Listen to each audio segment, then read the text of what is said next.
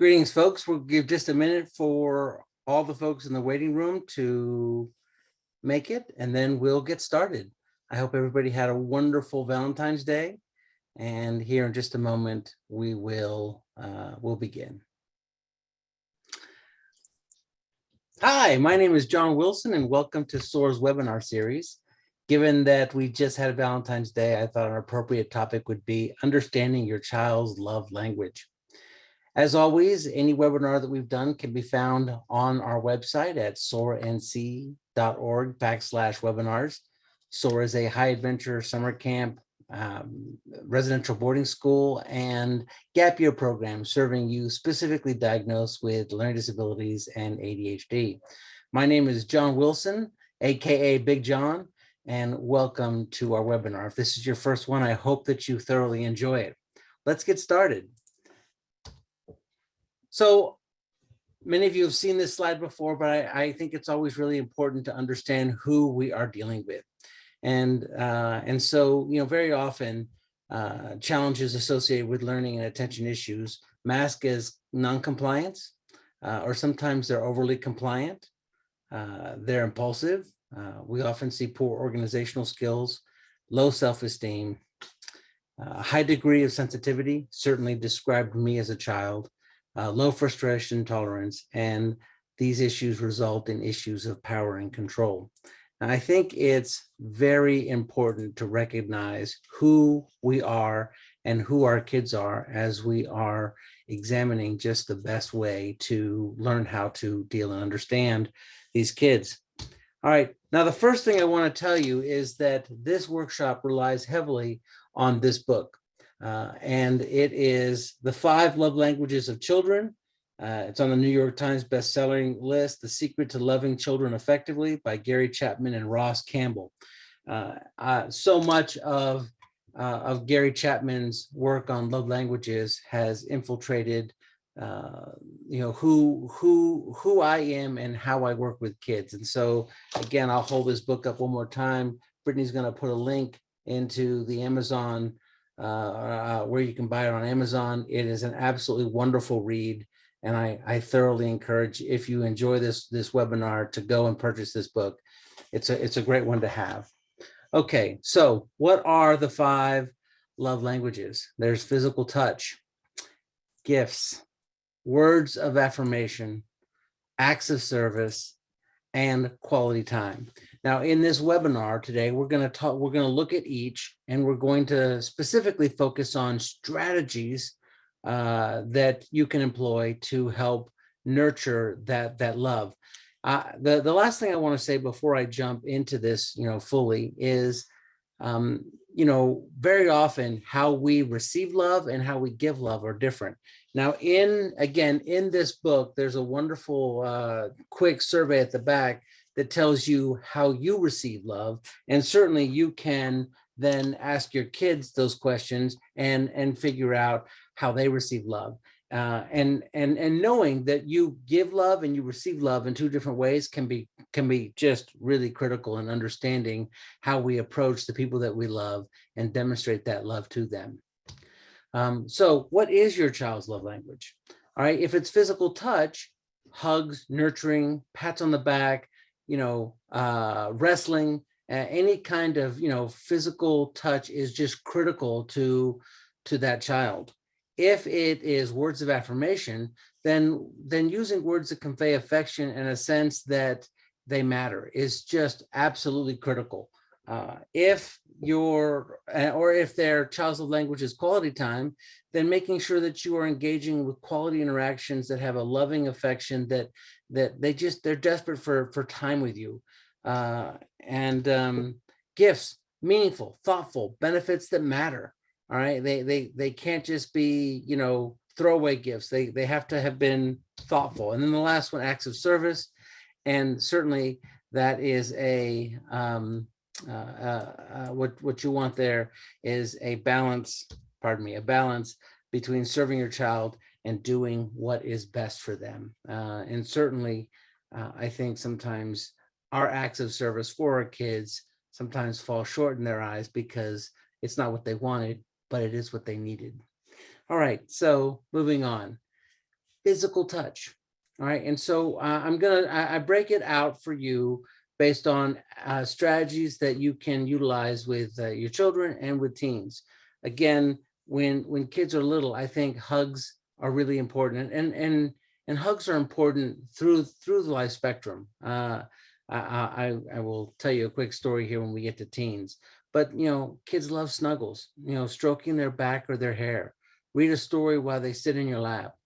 Both of my kids, my daughter and my son, their favorite time was wrestling, and they would plead with me to let Juggernaut come down the hall, and I would run down the hall, Juggernaut, and then they would gang up, and it was just they absolutely loved that, and they needed that touch. When they're sick, give them some extra special time, and make sure that you're physically engaging with them in a way that is safe for them and safe for you. And then my all-time favorite, both giving and receiving, is back scratches. My kids love back scratches. For teens, by the way, hugs and snuggles can still be important for some teens. My daughter, who is 17 years old, came home from dance practice last night and crawled into my lap for a snuggle and a visit. And it's just, kids that really love physical touch, need it in a significant way. But for your kids who aren't going to be huggy anymore, but a high five or a fist bump, sit closely together. Just being close to each other sometimes can be that. Hugs if they will let you. Here's another one: yell family hug or family snuggle pile, and everyone kind of jumps on everybody and everybody embraces, and it kind of takes some of the awkwardness out of it. It's just you and them if they're just too cool for the hug. Play games that have a touch component like tag or touch football, or etc. And then my son and I have a special handshake, and it is ours and only ours, and it means something to him, and he loves that. By the way, as always, there's a chat bar, and if you want to throw out your ideas and your suggestions, that'd be great, and folks can see what you're thinking. I would love to see some ideas if you've got children who physical touch is their love language, but recognizing and understanding how critically important that is to your child, if it is that important, needs to be a part of how they know that you care about them. All right, what's the next one? Words of affirmation. For children, notes in their lunch bag. My wife does a beautiful job still to this day. There's a special note in our kids' lunch bags. My daughter's a junior, and it still matters. Very specific praise about something they did. Frame an art piece your child made and place it prominently, because that action speaks, you matter and this matters, and I'm so proud of you. Have a special nickname that you use that is just between the two of you. My son Jay, it's Jay Bird, and Landry, I call her Boo Bear. So and those things matter. Have a photo of them on your phone as your phone background, and they're going to notice that when your phone pops up and it's them, that there's something very affirming about the fact that they matter so much to you that you want to see them every time your phone lights up. And then posting their accomplishments. Now for teens, notes still matter. And so send an encouraging text. And I go back to notes. I mentioned that my wife still puts a note about how special Landry is in her lunch bag. And part of me believes that Landry never actually enjoyed doing the buying food at the cafeteria because she left those notes that she got in the lunch bag. Call just to say I love you. Write a letter with validating and just saying them praise, and actually mail it so that they've got mail. Create a hot seat. Now, a hot seat at SOAR is somebody's name, and then everybody in the family will write down their favorite thing and then post that. And you can do them once a month for kids who need words of affirmation. And then, by the way, you'll be surprised if you allow yourself to be in the hot seat, how good that feels. We do a hot seat at SOAR at the end of each session, and it really matters. In fact, I was at a conference, and this mom came up to me who had her son at SOAR, and she said, "Oh my God, I have to show you something." And then there was a picture of her son's room, and she said, "Watch this." And she expanded on the picture, and there in the corner framed was the kid's hot seat, that all the great things that other kids said about them. Leave an encouraging note on their bathroom mirror. When my daughter has her own bathroom, and trust me, that girl wrecks a bathroom with all of her makeup stuff. But on the mirror are you can do this. You're amazing. Wonderful little notes. And then when they make a mistake, recognize what their intentions were and do so in the affirmative. One that I did not mention when my kids were little, and it was really important to them, is we played the "My Favorite Thing About You" game. And every day to school, we would drive to school, and I would say, "Hey, it's time to play My Favorite Thing About You." And everybody in the car had to share their favorite thing about everybody else in the car. Those words of affirmation and finding little ways to do that are absolutely wonderful, wonderful additions to how you demonstrate and show love. Now, I do want to make one note here, and that is that you don't just have to show love one way, but it is important to understand which one or two ways are the most important to your child, because you want your child to feel loved and feel affirmed. Here are some affirmative words: creative, sensitive, tenacious, daring, intuitive, energetic, inventive, flexible, imaginative. You're a visionary, resilient, individualist, spontaneous, passionate, vigorous, inspiring, caring, compassionate, artistic, musical, athletic, risk taker, strong-willed, determined, quick-witted, observant, service-oriented, funny, mechanical. You're a multitasker, a divergent thinker. You're very adaptable. Knowing what their strengths are and using these words of affirmation can be really, really lovely. Again, if you have an idea or a thought and want to throw that into the chat bar as an additional way to use words of affirmation, I think all of us certainly appreciate that. Your expertise in this matter rivals mine. All right. And then one of my favorites is just the idea to remember to celebrate often and loudly. Quality time. You see my little guys over here on a walk and talk. The power on the walk and talk is just so critical. Okay, so the body double. The body double is an interesting idea about just being in the room with somebody while they're trying to complete a task can be really wonderfully vigorating.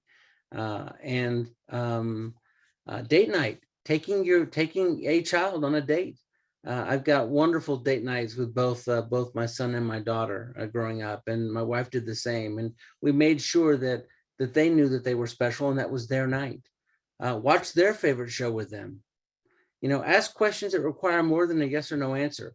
Did you have a good day at school? Yes. What did you learn at school? All right. Do a craft project together. Build a model rocket and then go set it off. Find ways to do things together. Take a family camp out. The beautiful thing about the family camp out is it absolutely creates connective quality time. Read a story at night and make that bedtime routine special. Now, I talk a lot about my own history here. For Christmas, I found a copy of the book, because we'd lost it, the book that I would read my daughter every night. And it was, "Do Princesses Wear Hiking Boots?" And then I would read that and she would say, "Only when they take the scenic routes." And she unwrapped that present. And she got some wonderful gifts this Christmas. But when she unwrapped that present, I mean, the tears just started to flow. And she looked up and she said, "I remember this, it's so precious." And that time was precious to her. For teens, how How do we do that for teens? So, the body double is still important. And it's a coaching technique, but just simply being in the room, it makes it easier to get some tough stuff done. Take them to something they really like. They've been asking for, they really wanted to attend something. Take them to it. Play their favorite video game with them. Ask, what did you learn today, instead of, how was school? Cook a meal together. Have them participate. They can be your sous chef, you be their sous chef. You can up the camp out and actually this time do an overnight backpacking trip. My wife really enjoyed the college visits with both of our kids, and absolutely they mattered. And then support on school homework project time. And I'll tell you one other one that I didn't put here, but that's show up. Show up for the game, show up for the competition, show up for the recital, be there. This last at the end of the summer, I took a once in a lifetime trip and took my motorcycle out to South Dakota in the Black Hills. And as it happened, my daughter was nominated to the homecoming court. And I cut this trip short and drove nearly 24 hours in 24 hours in order to get home in time to be her escort at homecoming. And so be there, show up. It matters. It matters so much that you were there. I want to thank Jennifer for sharing her words of affirmation. You are perfect just the way you are. I would love a little more participation if folks would share. What are some of your ideas, some of the best ideas you've had in terms of creating quality experiences and quality time for your kids? All right, let's take a look at the next one. All right, support systems. I try and weave this into almost every single thing I do, and that is, quality time with family, making sure they've got quality time with mentors, that they've got quality experiences with teachers and with friends. And when when you're engaging them in that way, that's wonderful. Deborah wrote weekly family movie nights, and I agree. Family movie night is a big favorite. All right, let's keep going. All right, some kids are motivated by gifts. Meaningful gifts, the thing that they are excited about getting. All right. Oh, I love, by the way, I think it's Lolly. I love that. Tell me 3 things. What was your favorite thing you learned today? Tell me 3 things about today. That's a great one. All right. For kids who are motivated by gifts, for young children, Jensen's mystery motivator is the bomb. All right, so Peter Jensen has done wonderful research in the field of learning disabilities, and I learned this from him at a workshop years ago. So here's how this works. You're trying to motivate them to accomplish something, and you have a envelope, and on the envelope there's a giant question mark, and in the envelope is the voucher for the gift, and so you hang that up in a place that they can't get to it. And you say, hey, I hope you get a chance to earn that, because, it's pretty good. And your son or daughter will say, well, what's in the envelope? And you're saying, I don't know, but it's really good. Now you have to make sure that it's really good, because if you open it up and it's just a decoder ring that's a advertisement for Ovaltine, those of us who watched A Christmas Story know what I'm talking about, then it'll lose its power. But if it's a really cool, wonderful gift, the next time you put out the motivator, it'll work. Let's see, Jill wrote, my son learned how to play poker, then taught all of us, and now we all play once a week. I love it. I love it. I hope it's Texas Hold'em. All right, have a collection of gifts available that things that are matter, and then and the occasional gift, a reward, and it doesn't always have to be because they did something. Sometimes it's just, I wanted you to have this. Make their favorite meal or dessert. Mail them a package. Let's see. When our kids were little, we didn't give them the video games that they were playing on the Wii or whatever. They got to rent time with the system, with the video game system. Personalized gifts. Make up a special song just for them. So one of the other things that I would do on the way to school is I had a song that I would sing my kids, and so perhaps they'll watch this webinar someday and smile, but the song went like this. It's Jay and Landry, Jay and Landry. They really make quite a team. Jay and Landry, Jay and Landry. They're the ones who make you want to scream, hooray! And then I would break into some made up verse about how they attacked a monster and they saved the day and they were superheroes. And then I would sing the chorus again. And I would say, you know, they're the ones who make you want to scream. And then my kids would yell, hooray! And every once in a while, still I'll break that out, and sure enough, they still yell hooray, and it's just a lot of fun. For small kids, make a chart with stickers that they get to earn that special gift. All right, let's see. Some suggestions for mom to do with a son would be helpful. Thank you. I'm in a carpool at this time, hence limited interaction. Likewise, milestone memory making ideas. He just turned 10 and moving forward. Thank you. Okay, great. I'll do that. So. Now, in quality time, one of the things, and acts of service, we'll talk about an acts of service, but one of the things that my wife did for our son, she didn't know diddly squat about soccer, but she became the coach, and she learned a lot about it, and she found ways, and so that means quality time. It means acts of service. You know, words of affirmation can be included in that. And it was just critical because, and honestly, what it means is you're just finding a way to be a part of your children's lives in a meaningful, supportive way. Okay, on to teens here. All right. Oh, and let's see. Laura wrote, my son has always liked hiking in the woods behind our home, movies, special lunch stops. Oh, you know, you could do a camp out in the backyard with s'mores. You know, if you haven't made s'mores with your kids, shame on you. Okay, so for teens, ability to earn something special, right? A gift or a necklace or a ring with a special meaning that, you know, that means something. You know, my wife had collected these charms. When my daughter turned 16, she gave her a bracelet, and every year there was a charm about some special moment in her life. Gift cards to things that matter to them. You know, planting a tree somewhere in their honor and doing it in a significant way. Engraving a gift with a special message, because now not only did you just get them something, but you had enough to think about what that special message might be, and it's theirs forever. For kids who love gifts, getting a printed book of pictures of them and the family and you, and have it be hardbound. And I think you can do that through a variety of online platforms, would make a very special gift. And then make them something. Make them something. Make them a keychain. Make them a wood project. Make, whatever your skills allow you to do, make them some jewelry. Whatever your skills allow you to do, make them something, because you made it. It meant you put time into it, and it mattered enough to you to want to be a part of that in a significant way. All right, the next one here is acts. This is our last one, acts of service. All right, and so help them select their outfit when they're little kids. Join them in working to help others.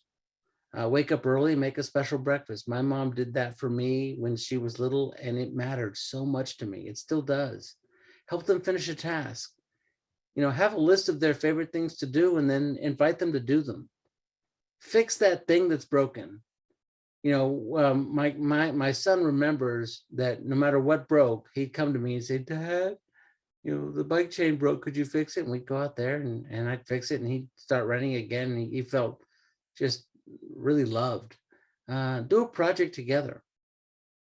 When they become teens, coach their team. And if you're not the coach, practice with them. Late in life, my son really loved to learn how to play tennis, and so I played tennis with him, and it came as a great shock to me when he finally was able to beat me. Every once in a while, not all the time, because I don't let him win. He has to earn it.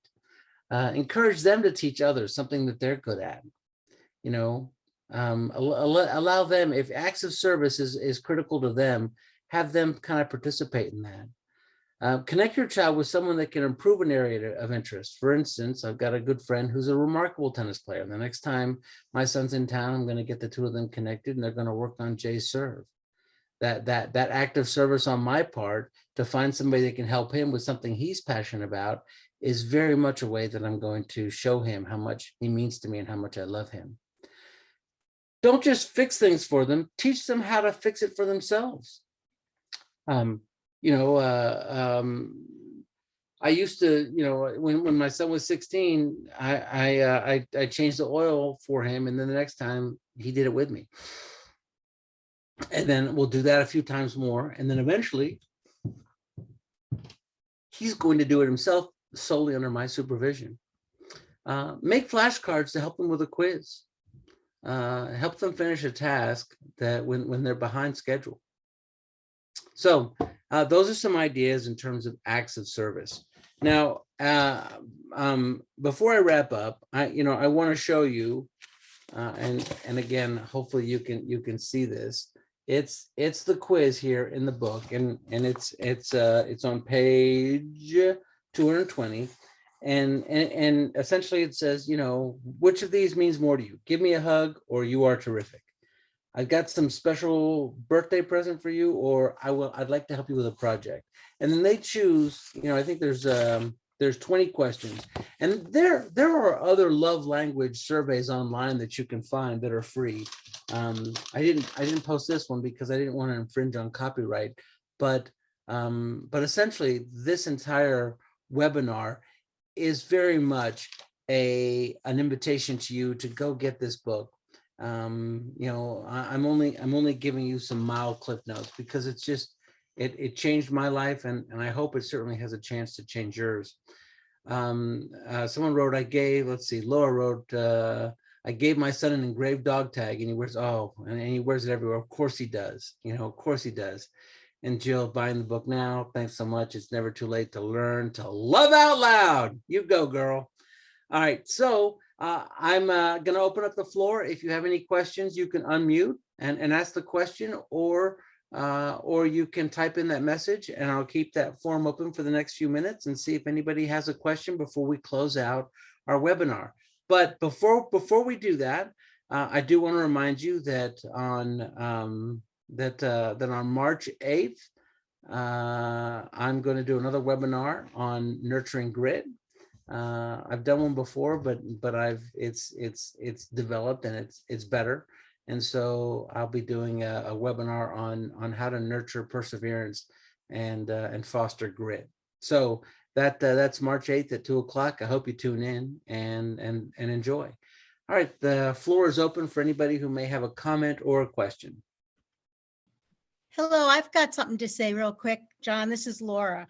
Hello, everybody. It's not really about what you just talked about. It was great, and you're hysterical. And I love watching your Zooms, your meetings all the time. My son, who is high-functioning autistic, he's just turned 20, got lucky enough to get in a program 6 weeks ago. It's called the Wilson Workforce Center. It's in Virginia.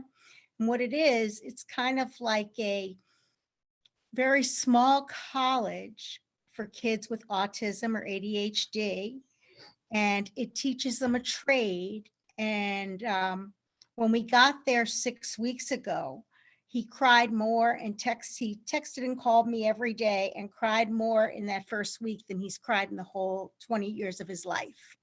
I'm proud to say right now, he says hello and goodbye to me. We pick him up or visit him on the weekends. This weekend, we're not. He's like, that's okay. I'll have a chance to find out what's going to happen to me while I'm on my own. He said to me just about an hour ago. One of the great things about this Wilson Workforce Center, which I'm just noticing, John, as I look at you, your name is Wilson. I always think of you as Big John. I wanted him to go through this program because I want him to do your SOAR Wyoming program. Oh, the gap year? The gap year. Yeah. Because he's very athletic, and his father and I are, well, I'm an athlete. I've been in the fitness business all my life, but most of my life. We've gotten older. We've done all that stuff. We don't like to do it as much. I had Anthony when I was 42, And anywho, I was hoping he'd get the self-confidence from this program that he's in now, that maybe we could put him in your SOAR program, the gap year program. And I just ironically talked about it with him, and he hummed it like, Oh, didn't blow it off. So I want to thank you for everything you always teach us. And damn, your kids are lucky to have you. that's nice of you to say. Hey, by the way, another opportunity to do something like what you just talked about is the Job Corps. Job Corps all over the country, they're typically associated with the Forest Service, have training centers, and I believe there's, you know, most of them are at no cost to the participant, and they'll teach a trade. And Oh, so I'll check it out. I love that he's doing that. But thanks again, Laura. I appreciate your kind words. Do we have any other thoughts or comments from folks before we log out and say goodbye? Okay, well, hearing none, I hope all of you have an absolutely magnificent week, and happy Valentine's Day. And we'll see you next month on March 8th. All right, take care, folks. Bye-bye.